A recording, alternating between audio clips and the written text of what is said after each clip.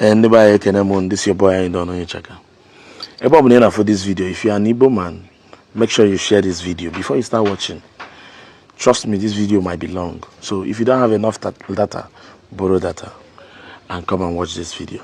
First and foremost, none of my handles are monetized, so I'm not making any money. I'm not a content creator. I'm using this channel and what the younger generation information for Kwasema.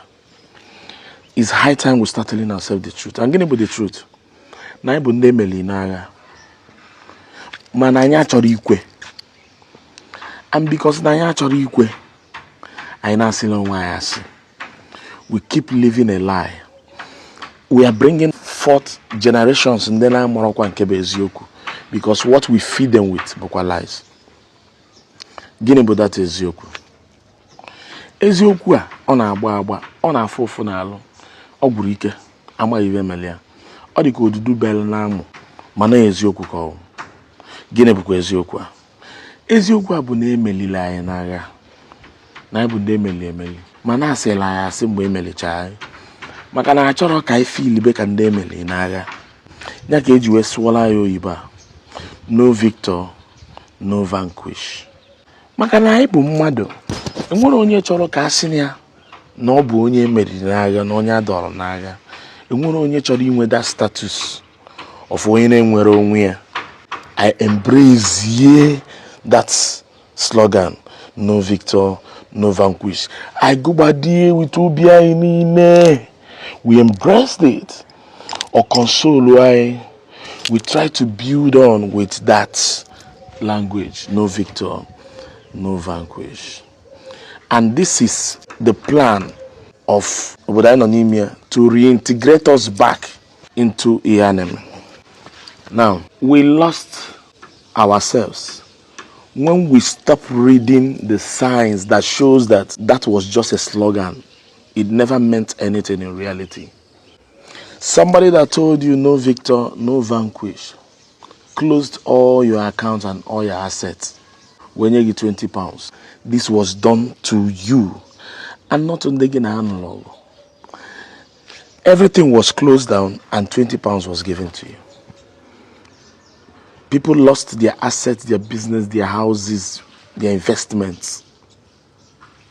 And we started afresh with no victor, no vanquish. And we've been living our life like that, lying to ourselves. After Anus logo, now we go back to drawing board. We say a plan. Am I here about the plan? The plan of beginning. Eba we go no victor, no vanquish. I get that free hand so that they will feel belong. Mana what we will never allow these people to have access to. Bogene, power. Any office that decide the direction of this country, they can never have access to that because these people don't have equal rights with us.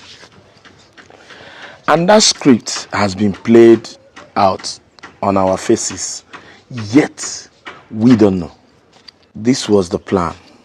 Now, we were given free hand to do our business because they know that what matters is power. Only thing that matters is power. If you have power, you can make yourself a trillionaire, even in dollars. And if you have power, you can make a trillionaire a wretched man under 24 hours. So power decides who is wealthy and who is not. So ni nwele ego na account gị, ni nwele investment here and there, ni nwele influence, you still don't have anything because onye ji power can cripple you overnight. Onya melo, so many in the buy, negoni never jive nwere n'okwu because of ejiro power. Onye ji power, ye jideva tiva n'okpuru table. Onye ji power, all ka ga put. It freeze all your assets, all your bank details, tiekwo gi n'ime. Megi, imapụta the court until ha chọ. Ya bụ ihe power na-eme. and ihe abụ ya n'ala anyị lapụla anyị gbahazie nnekere. Make your money, it's not a problem. But if for power akaghị amalụ ya maka na anyị amaro the benefit of power. Onya mere anyị ji feel like I don't want to say this. I just feel like even now, when the governor, the minister, the rep, the elite, the das, our billionaires, I chena haji power. Ufumpuru power na area even they can't make a demand. That is a fact. Obro Okwefulef, I'm telling you the truth. They cannot demand for anything. One boy they demand even a burger. You can't. Whenever one boy decided he demanded something from Ogia will put him in his place. Where that's no bronya burger. This is our status. And the earlier you know it, it will start affecting the way you reason, the way you approach things, the way you talk, and what to demand and how to go about it. Now, let me draw your mindset backward. After the war, Aba was area for commerce. Onitsha, the biggest market where you trade. Aba is for production. After the war, there is a plan to reintegrate us back to Nigeria. Because Nigeria after the war began, that we need to be checkmated. Any check here, all our actions need to be checkmated. That is why they wanted to start moving our businesses from our base here in the southeast into other regions in Nigeria. How did they do this? They knew that we were business people. And after the war, we were left with no other option than to trade and make money. Because whatever thing we had was taken away from us. So they went to the Ogapatapata of them all IGMA business. Which is what? The seaport, Bonaire, and Nkebna Calabar, and Nkebna Rivers. For weje ba weje bayaka ke ya balaka. We decided to lay checkpoint upon checkpoint upon checkpoint from Port Harcourt seaport down to east, from Calabar seaport down to east. Ibluzi afiagi kilia chaya na wharf. With so much restrictions and suffering. Ikugido wonder before bata southeast or galon. Afiaga galon genogi abariye. Iya be ihe no na pass through. First and foremost, I zibu na Port Harcourt seaport we nebu bata afia. Yage kwante. When this started happening, we thought no Bunde rivers na-eme here. The whole importers and Ndi Oga, the in charge of business, we made a meeting where Sizi na Hage Sizi from Port Harcourt seaport move here to Calabar in order to tell Ndi rivers now they can do it without them, since they want to punish them. They now relocated to Calabar seaport. Sizieba and Batafia. The same checkpoint happened there. Obiaze did double. Now, why our people were seriously passing through this operation? They were putting up to this until some people will notice here that na hani diri mepe branch na Lagos, in other places na the country, Kanu and other places. Make a point to you. Abiaze mepe branch and no more boy na azo branch. I notice here na omo boy na azo branch na Lagos, Kanu, other places, Abuja.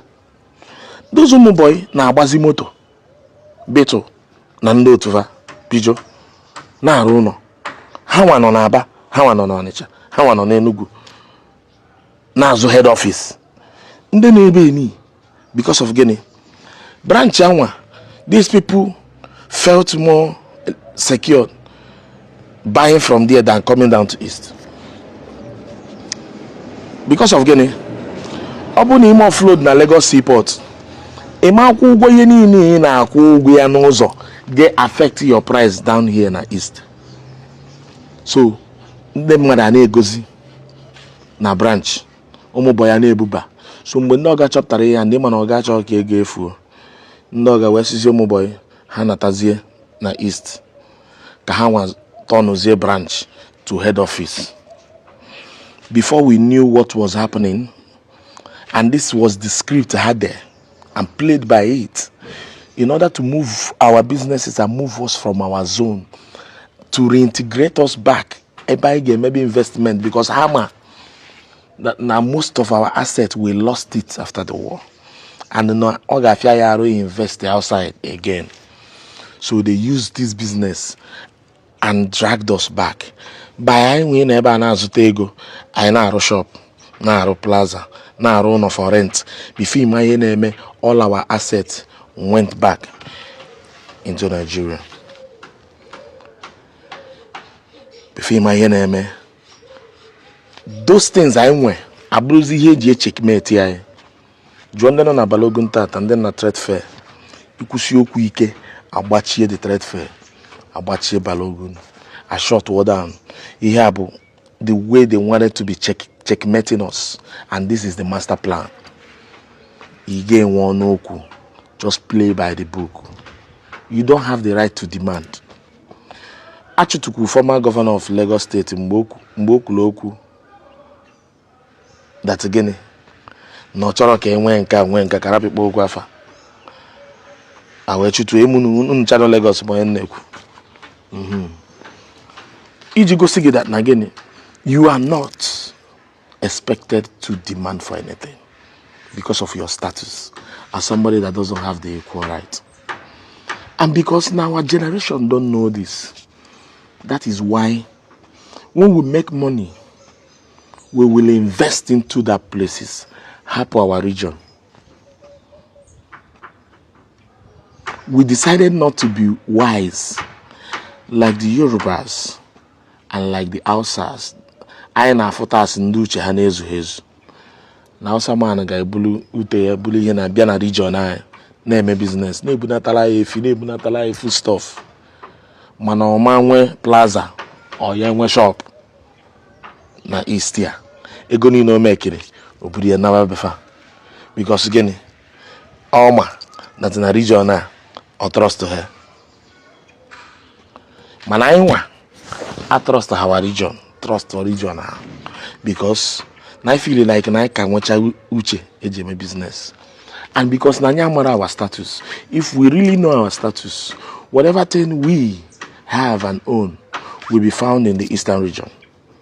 Eastern region, Abroso Igafe Niger Bridge, eastern region, even my Delta region, rivers and all the Anchabu eastern region is a lot safer than ebe ọnọbụ.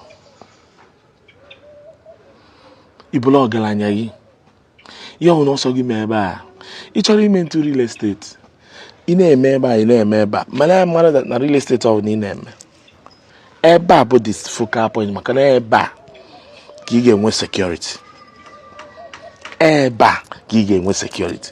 And ọ bụ na anyị develop southeast dị sharp, infrastructures and so many things are all southeast. If we're going to any bargaining chip package in Ghana, they go to southeast buy it, or the cable money nebi,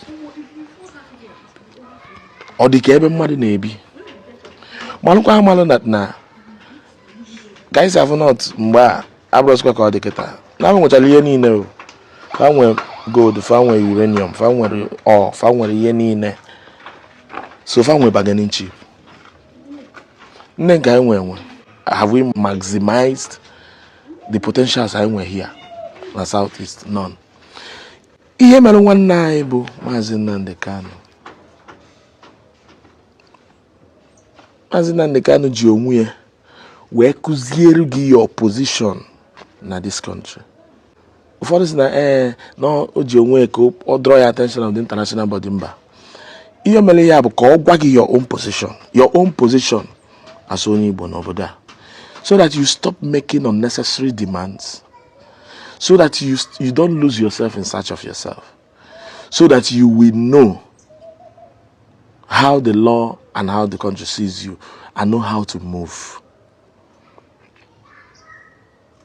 See, when you know who you are and the right things happening around you, the way you act will change definitely. The way you behave will change definitely. Can you get up now? Whoa. You use your number 6.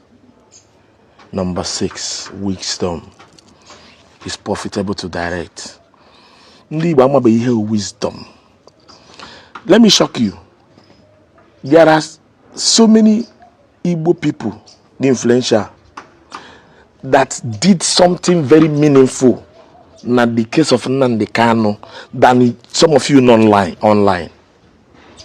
And why did they decide to operate under is because they know their status and they know what is playing that you don't know. There are so many barristers. Actually, because I need to get his permission from Bafia.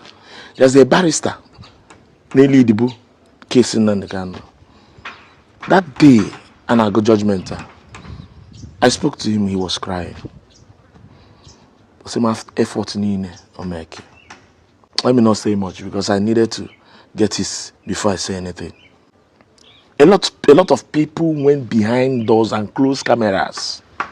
So know who you are. Marry your position. This judgment now. If we don't know who we are, what will it lead to? Okay, lead to tension in the southeast. I be the kwazi. Buonwai. Kaisa drag our elders, our chiefs, our kings, our people in the government. Some are very